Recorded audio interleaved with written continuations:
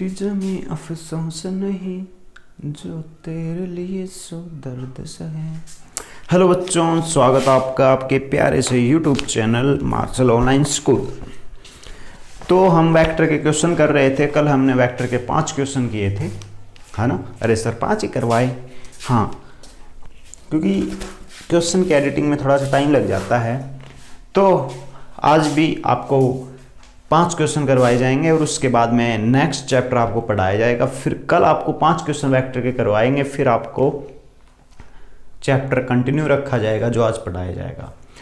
यानी next chapter plus में vector के क्वेश्चन चलते रहेंगे। और फिर अगले चैप्टर में भी ऐसा होगा कि प्रीवियस के तो क्वेश्चन चलते रहेंगे डेली 5-7 और वो चैप्टर चलता रहेगा। ठीक है, चलो सर आप जानो क्या करवाओगे। देखो जो क्वेश्चन आपकी स्क्रीन पर है, पहला क्वेश्चन करते हैं। सर स्क्रीन पर तो कुछ आया नहीं अभी तक। हाँ चलो पहला क्वेश्चन करते हैं, 5 क्वेश्चन करेंगे, फिर आज स्टार्ट करते हैं अपन प्रोजेक्टाइल मोशन। ठीक है, प्रोजेक्टाइल मोशन। प्रोजेक्टाइल मोशन से पहले अगर आप 9th क्लास में हो तो मुझे स्ट्रेट लाइन मोशन आपको पढ़ाना पड़ेगा, सारी चीज़ें समझानी पड़ेंगी। तो पहले अपन मोशन पढ़ेंगे, ठीक है। तो स्टार्ट करते हैं। पहला क्वेश्चन आपकी स्क्रीन पर, if the vector A 3i cap minus 2j cap plus में x के कैप, आपके पास एक वेक्टर दे रखा है, and b 2i cap plus में 4j कैप प्लस में k कैप। ये जो a वेक्टर है आपके पास और जो b वेक्टर है ये परपेंडिकुलर है, यानी 90 डिग्री बना रहे हैं। तो x की वैल्यू ज्ञात कीजिए, यानी x की वैल्यू आपको फाइंड आउट करनी है। तो देखो आपको a वेक्टर क्या दे रखा है, आप पहले क्वेश्चन खुद कर सकते हो तो वीडियो को रोककर क्वेश्चन खुद कीजिएगा। ठीक है, देखो ए वेक्टर क्या दे रखा है आपको, 3i cap minus 2j cap plus में x k cap. B vector क्या दे रखा है आपको, 2i कैप प्लस में 4j कैप और माइनस में k कैप। अब ये जो दोनों हैं, ये जो दोनों वेक्टर हैं दोनों परपेंडिकुलर यानी 90 डिग्री पर। यानी थीटा कितना है, आप कह सकते हो सर थीटा जो है वो है 90 डिग्री। थीटा 90 डिग्री, तो इन दोनों का डॉट प्रोडक्ट करो। क्या होता है dot product, a dot b equals to mod of a mod of b cos theta. a dot b करो। फिर a डॉट b कैसे करते हैं, a के आई कैप वाले को b के आई कैप से मल्टीप्लाई कर दो, 3 2 6। आई कैप इंटू आई कैप 1 होता है, क्यों, आई कैप इंटू में आई कैप, सेम डायरेक्शन, कोस 0 1। चलो -2 गुणा में -4, -2 मल्टीप्लाई +4 कितना होगा, माइनस का 8। x इंटू में माइनस में 1, ये क्या होगा, माइनस का x equals to mod of a mod of b cos 90। Cos 90 कितना होता है, 0। कितना, 0। अब देखो 6 - 8 माइनस के 2 माइनस के x। तो दोस्तों या बच्चों, सर नहीं बधाई दे रहे हैं, बच्चे नहीं हैं। चलो तो दोस्तों x कितना हो गया, -2। यानी आपका कौन सा आंसर सही आया, C option is the right answer. ठीक है, ऐसे ही अपन नेक्स्ट क्वेश्चन पे चले। नहीं समझ में आए तो मैं बता दूं आपको, अगर वेक्टर प्रोडक्ट निकालना है 3i कैप का माइनस में 2j कैप का और 4i कैप का प्लस में 2j कैप का, तो वेक्टर प्रोडक्ट ऐसे निकलता है, स्केलर प्रोडक्ट 3 4j 12 और 2 इंटू में -2 -4, यानी i वाले को i के साथ, j वाले को j के साथ। समझ में आया, पक्का। चलो तो ये कितना आएगा, 8। नेक्स्ट क्वेश्चन करते हैं। नेक्स्ट क्वेश्चन आपकी स्क्रीन पर अभी आने वाला है, ठीक है, वेट मत कीजिए, क्वेश्चन पढ़िए। नेक्स्ट क्वेश्चन क्या है, कंसिडर द 2 वेक्टर्स। आपके पास 2 वेक्टर हैं या आपने 2 वेक्टर कंसिडर किए, A vector and B vector. अब ये कह रहा है मोड ऑफ ए वेक्टर, यानी magnitude of A vector equals to magnitude of B vector. Then magnitude of their sum. समझना, मैं कहूँ आपके पास एक वेक्टर है ए वेक्टर, उसकी लंबाई है 8 मीटर, यानी मैग्नीट्यूड है 8। समझ में आया? मैंने मान लिया, कंसिडर कर लिया। आपके पास दूसरा वेक्टर है बी वेक्टर, उसकी लंबाई है -4। कुछ भी कंसिडर कह सकते हैं, लंबाई मतलब जस्ट मैग्नीट्यूड, ए मैग्नीट्यूड, ये बी का मैग्नीट्यूड। ठीक है। अब कहोगे सर मैग्नीट्यूड तो कभी माइनस में होता नहीं। माइनस का मतलब उसकी डायरेक्शन है ना, ए वाले से ऑपोजिट है। ए मान लो इधर है 8, तो बी इधर है कितना, -4, यानी 4, तो माइनस तो अपने आप ही लग जाएगा, ऑपोजिट डायरेक्शन है। अब ये कह रहा है इनका जो सम है वो, पहला ऑप्शन क्या है, equals to A plus B. इसका जो सम है ए प्लस बी के बराबर होगा, ए प्लस बी के। इसका मैग्नीट्यूड 4 है, डायरेक्शन ऑपोजिट है। इसका जो मैग्नीट्यूड है 8 + 4 होगा, नहीं भाई 8 और ये -4 कितना होगा, 4। 8 + 4 थोड़ी हुआ, 8 + 4 तो 16 हुआ। लेकिन ये माइनस क्यों भाई, डायरेक्शन ऑपोजिट हो सकती है, यानी ए ऑप्शन गलत है। बी ऑप्शन है a - b के इक्वल होगा। अगर आप a - b करोगे तो a - b के भी इक्वल नहीं हो सकता, है ना। आपने कह दिया 8 - 4 कितना हो गया, 12। सी कहता can not be less than a + b और can not be greater than a + b। एक बात समझना, ए ऑप्शन भी सही है, लेकिन डी ऑप्शन उससे भी अच्छा ठीक है। डी ऑप्शन क्यों ठीक है, डी ऑप्शन में यह दे रखा है कि 8 प्लस में -4, इससे ज्यादा हो ही नहीं सकता। अब जैसे कि मैं आपको कह दूं, ये माइनस का चक्कर छोड़ दो, 4,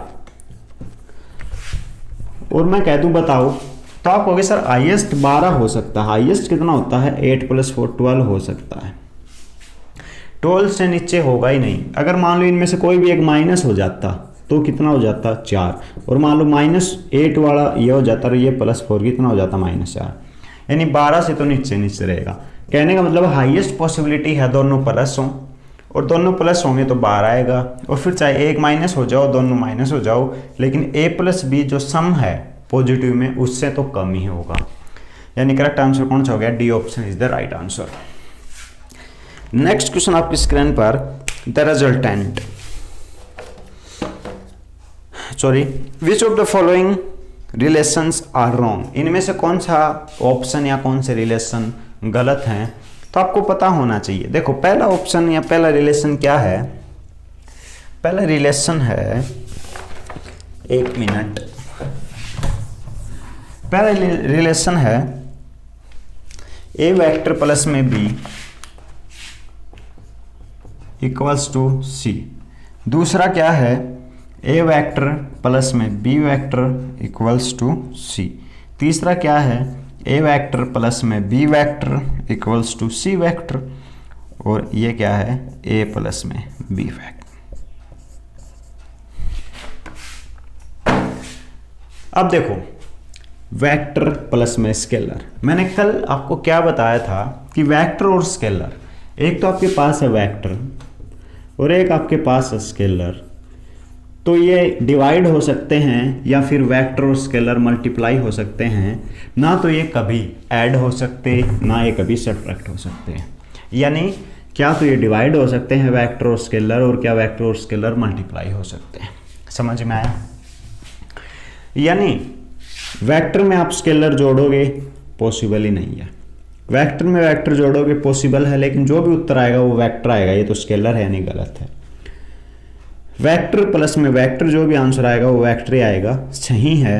और ये स्केलर प्लस में वेक्टर ऐड ही नहीं हो सकते, ये गलत। यानी करेक्ट आंसर क्या आया, सी ऑप्शन।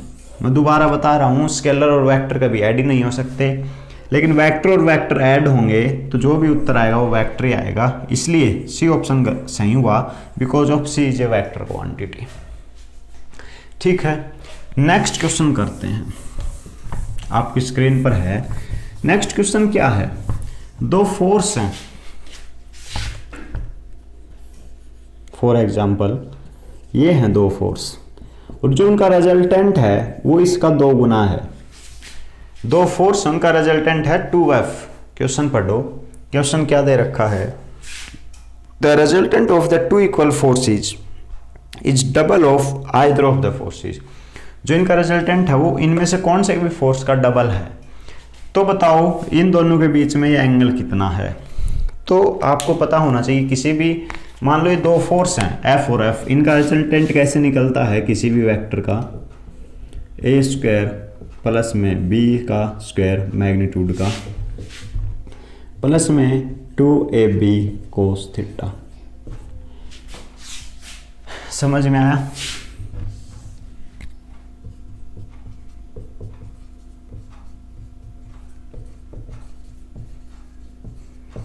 ठीक है, 2ab कोस थीटा। अब एक बात समझना, क्या मेरे पास जो रिजल्टेंट है वो है 2 इंटू में f यानी 2f। समझ में आया? और a जो है मेरे पास वो भी फोर्स का स्क्वायर है, b है वो भी मेरे पास फोर्स का स्क्वायर है, 2f का स्क्वायर, f इंटू में f और कोस थीटा। ये इधर जाके स्क्वायर हो जाएगा और ये रूट हट जाएगा।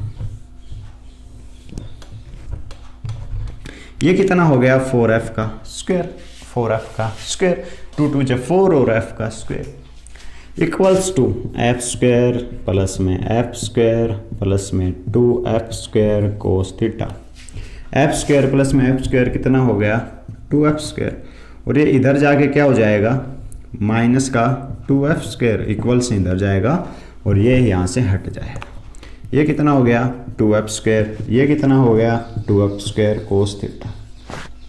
कोस थीटा कितना हो गया 2f स्क्वायर अपॉन में 2f स्क्वायर यानी 1। और कोस थीटा 1 कब होता है, जब थीटा क्या हो 90 डिग्री, नहीं थीटा क्या हो 0 डिग्री। यानी करेक्ट आंसर क्या हो गया बताओ, क्या हो गया correct answer? D option is the right answer. ठीक है। हाँ, नेक्स्ट क्वेश्चन आपकी स्क्रीन पर है, the vector a and b vector are such that a plus b का magnitude equals to a minus b magnitude, the angle between vectors a and b। पहले तो मैं आपको बता दूं a प्लस b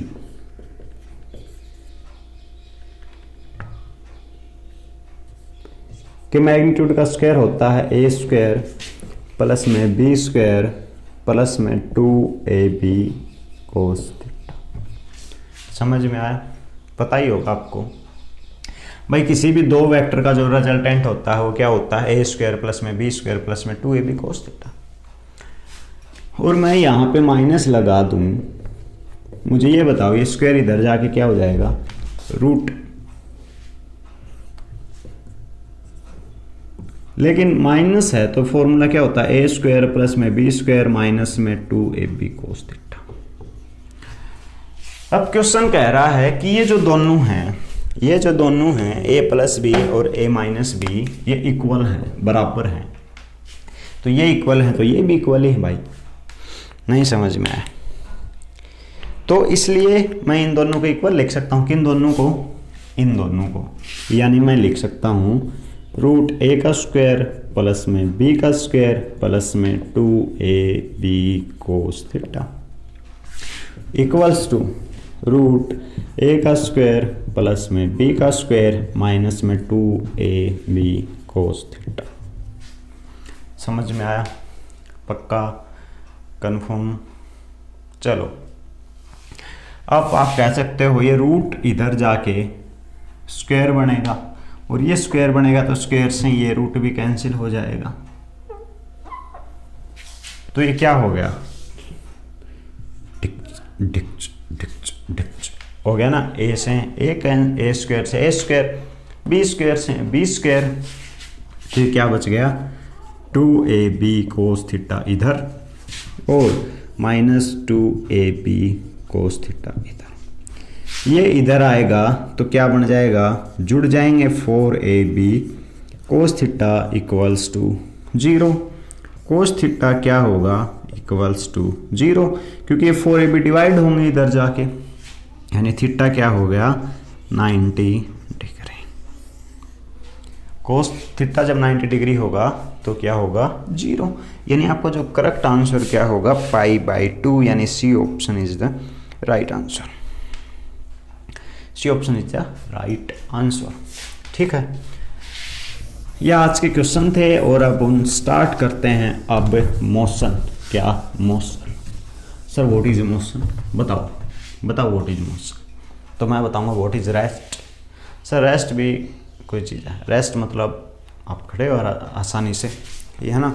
तो मोशन और रेस्ट क्या होता है इस पर बात करते हैं। सबसे पहले देखो, आपके पास या फिर मेरे पास ये मार्कर है, ठीक है, ये रहा, और जो टाइम है, टाइम जो है वो क्या है, रखा हुआ है 1 second, 2 second, 3 second, 4 second, 5 second, 6 second, 7 second, 8 second, 9 second, 10 second, यानी ये तो यहीं पे रखा है। यानी टाइम के अनुसार इसने अपनी पोजीशन चेंज ही नहीं की। यानी कहने का मतलब है, रेस्ट का मतलब होता है no change in position, no change in position with respect to time. यानी टाइम के अनुसार कोई भी ऑब्जेक्ट अगर अपनी पोजीशन चेंज नहीं करता तो समझ लो वो रेस्ट में है। तो सर मोशन में कौन है फिर? मोशन बताइए। चलो, मोशन का मतलब है change in position with respect to time. Change in position with respect to time, यानी जैसे जैसे टाइम निकल रहा है ये अपनी पोजीशन चेंज करता जा रहा है। समझ में आया? टाइम आ रहा 1 second, 2 second, 3 second, 4 second, 5 second, 6 second, 8 second, 9 second, 10। मतलब जैसे जैसे टाइम निकल रहा है ये अपनी पोजीशन चेंज कर रहा है। इसका मतलब ये मोशन में है। समझ में आया मोशन और रेस्ट क्या होता है? अच्छा, अब देखो, कोई भी ऑब्जेक्ट अगर मोशन में होता है, कोई भी ऑब्जेक्ट अगर मोशन में होता है तो कितनी चीजें चेंज होती हैं बताओ। सर एक तो टाइम चेंज होता है, नहीं, टाइम तो हमेशा चेंज होता रहता है, वो चाहे रेस्ट में हो तो भी टाइम तो चेंज होगा ही, है ना। यानी मेरे पास एक ऑब्जेक्ट यहाँ पे है,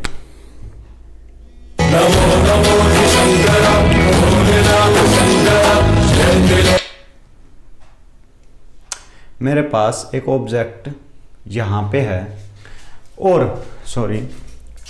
और टाइम के अनुसार वो ऑब्जेक्ट यहाँ पे और यहाँ से यहाँ पर आ गया। तो क्या चीज़ चेंज हुई?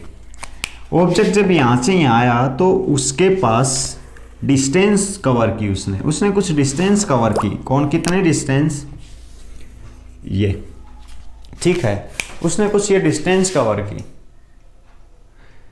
दूसरी चीज, जब इस ऑब्जेक्ट को मैं यहां से यहां ले गया, यानी ए पॉइंट से बी पॉइंट ले गया, तो इस ऑब्जेक्ट के पास कुछ स्पीड थी, जैसे कि धीरे चल रहा हो या तेज चल रहा हो, यानी कुछ ना कुछ स्पीड थी। यानी मोशन में ऑब्जेक्ट होता है, उसके पास कितनी चीजें होती हैं, वो कुछ ना कुछ डिस्टेंस कवर करता है, कुछ ना कुछ उसके पास स्पीड होती है। समझ में आया? सबसे पहले अपन बात करते हैं डिस्टेंस की। डिस्टेंस क्या होता है समझना। डिस्टेंस होता है चेंज इन पोजीशन। क्या? Change in position. डिस्टेंस क्या होता है? Change in position.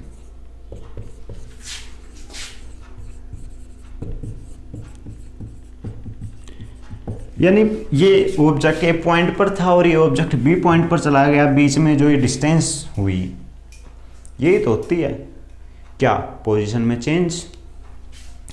अब देखो, जैसे कि फॉर एग्जांपल मैं यहां था, कहां पे? अपने घर पर, ठीक है, और फिर मैं यहां पे गया, कहां पे? मंदिर में। और फिर मैं यहाँ पे गया, कहाँ पे, प्लेग्राउंड में। ये 4 मीटर, सॉरी 5 मीटर, और ये 2 मीटर। तो बताओ मैंने कितनी डिस्टेंस कवर की? कहोगे सर 5 मीटर तो आप ऐसे गए, 2 मीटर ऐसे गए, टोटल आपने जो अपनी पोजीशन में चेंज किया वो 7 मीटर का था।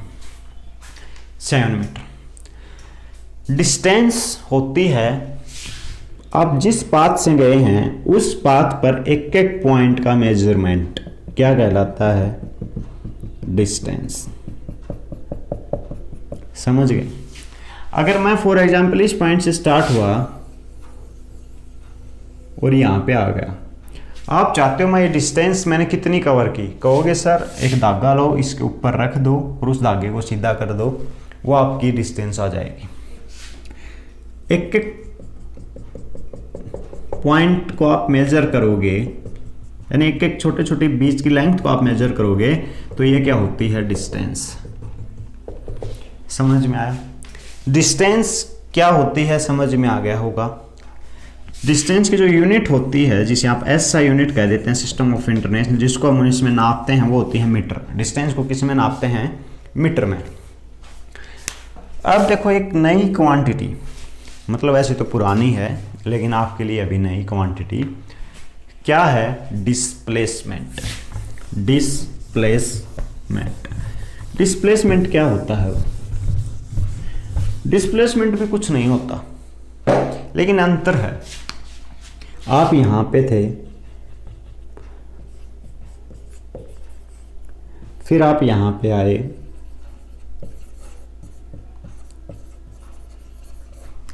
फिर आप यहां पे गए, और फिर आप यहां पे गए अपने दोस्त के घर पर। अगर मैं कहूं बताओ ये है 5 मीटर, ये है 2 मीटर और ये है 1 मीटर, तो मैंने कितनी डिस्टेंस कवर की? तो आप कह दो कि सर 5 मीटर आप ऐसे गए, 2 मीटर ऐसे गए और 1 मीटर आप ऐसे गए, और फिर जाके आप रुक गए। आप कोई सर ग्राउंड में भी रुके होंगे, टेंपल में भी रुके होंगे? नहीं, मैं फिलहाल ऐसे चल रहा हूँ, ग्राउंड में गया, फिर टेंपल में गया, फिर फ्रेंड के घर आके मैं रुक गया। लेकिन मैं कहूँ डिस्प्लेसमेंट, तो डिस्प्लेसमेंट का मतलब होता है कि आप स्टार्ट कहाँ से हुए थे, है ना, from which point you start your journey, है ना, किस पॉइंट से आपने अपनी जो जर्नी है वो स्टार्ट की थी और किस पॉइंट पे आपने ख़त्म की थी, उसके बीच की जो डिस्टेंस होगी वो कहलाती है डिस्प्लेसमेंट।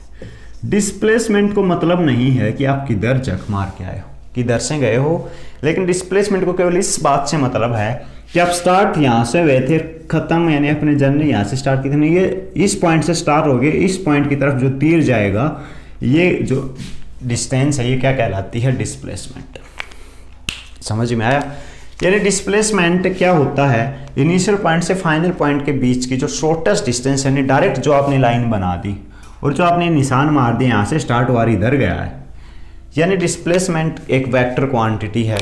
और डिस्प्लेसमेंट की डायरेक्शन क्या होती है? इनिशियल पॉइंट से लेकर के फाइनल पॉइंट तक। यानी आपने अभी दो चीज़ें पढ़ी, डिस्टेंस और डिस्प्लेसमेंट। डिस्टेंस और डिस्प्लेसमेंट में टेबल बनाकर और मैं आपको समझाता हूँ। ये एक तो है आपके पास डिस्टेंस और दूसरी है आपके पास displacement, distance and then displacement. Okay sir, okay. अब देखो डिस्टेंस क्या है बताओ, और डिस्प्लेसमेंट क्या है? डिस्टेंस है length of path eight which you walk, यानी जिस रास्ते पर आपने चले हो उस रास्ते की लंबाई। लेकिन डिस्प्लेसमेंट क्या है? Distance between initial position and final position, यानी जहाँ से आप स्टार्ट हुए जहाँ पे आप ख़त्म हुए उसके बीच डायरेक्ट लाइन खींच दो, वो हो जाएगी डिस्प्लेसमेंट। ये जो है ये है एक स्केलर क्वांटिटी, यानी ये हमेशा स्केलर है, यानी डायरेक्शन नहीं है इसके पास, लेकिन इसके पास डायरेक्शन है। वेक्टर क्वांटिटी है ये एक, लेकिन जो डायरेक्शन है वो क्या है, जहाँ से आप स्टार्ट हुए थे, जहाँ पे आपका इनिशियल पॉइंट था और जहाँ पे आप ख़त्म हुए हो, जहाँ पे आपके फाइनल पॉइंट है, वो आपकी डायरेक्शन हो जाएगी। स्केलर है, डिस्टेंस हमेशा पॉजिटिव रहेगा। ये वेक्टर है तो पॉजिटिव भी रह सकता है, नेगेटिव भी रह सकता है और जीरो भी हो सकता है। जीरो कब होगा, जब आप यहाँ से स्टार्ट हुए और आप ऐसे गए और वापस यहाँ पे ही आ गए, यानी आपका इनिशियल पॉइंट भी ये था, फाइनल पॉइंट भी ये है, तब डिस्प्लेसमेंट कितना हो जाएगा। आप सर जीरो नहीं, जीरो वेक्टर, क्या जीरो वेक्टर, ठीक है। तो आज हमने डिस्टेंस और डिस्प्लेसमेंट किया और कुछ क्वेश्चन किए। आई होप आपको अच्छा लगा होगा। तो थैंक यू फ्रेंड्स, आज हम इतना ही करेंगे, कल अपन मोशन का नेक्स्ट पार्ट करेंगे, ठीक है। तो have a nice day, love you all, जय हिंद, जय भारत। लाइक कीजिए, सब्सक्राइब कीजिए, शेयर कीजिएगा, और अगर वीडियो अच्छी लगे तो लाइक कीजिएगा, अगर नहीं लगे तो कमेंट में बताइएगा कि सर इसलिए हमें वीडियो अच्छी नहीं लगी। अगर ये आपने इंप्रूवमेंट नहीं किया तो हम नहीं आएंगे। चलो ठीक है, बाय।